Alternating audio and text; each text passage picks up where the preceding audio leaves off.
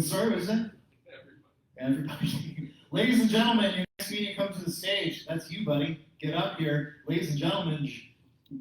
Yeah, it is you. It's Josh Muse!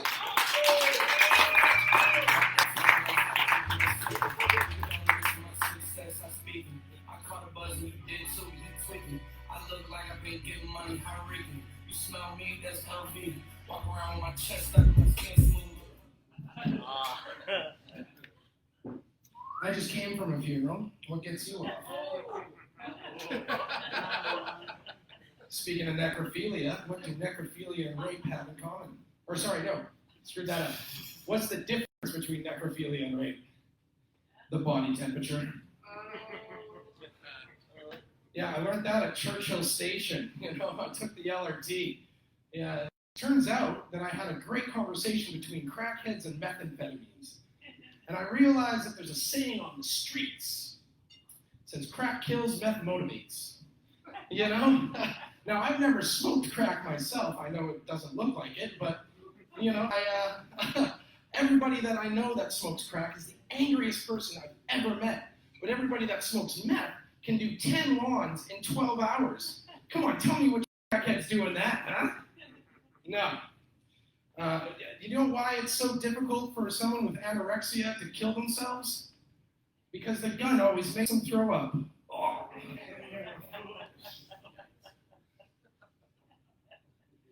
That's believable. No, I actually Googled this. Yeah, you purge, and then you purge, right? Like you just binge and then you purge. Well, the gun would react, and you just, guess no Kurt Cobain fans, right?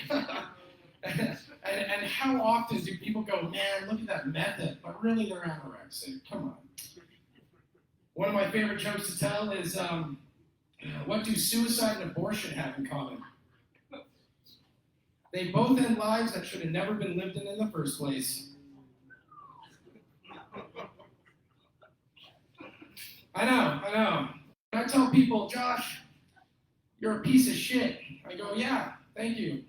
And usually I'm talking to myself because I don't have a lot of friends. I invite them to comedy shows, and then all of a sudden they're like, oh, I got plans. I'm like, a free comedy show at 7:30. Whoa, I'd hate to be 35 with no friends. No, I'm a husband, failing at that. I'm a dad.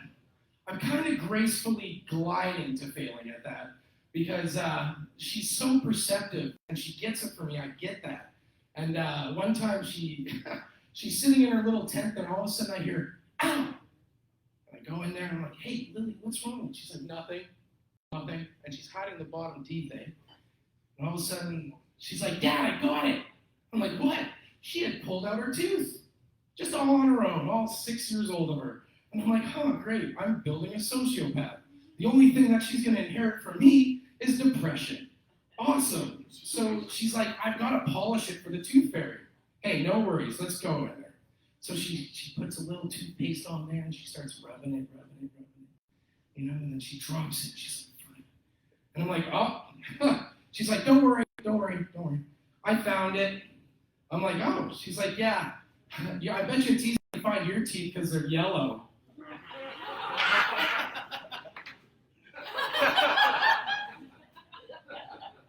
Is that lamb? I hope not. Well then. Yeah, no, she got me good. So instead, I just drank a whole 2-6, threw it against the wall and said, that's what you're headed towards.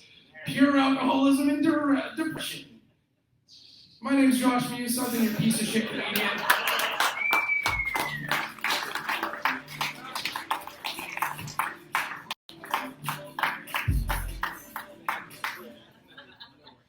Josh Muse, he had me in his phone. He's like, can you record this? It's like facial recognition. I'm like, I don't want this thing recording my face. No, I don't know. Ladies and gentlemen, your next meeting comes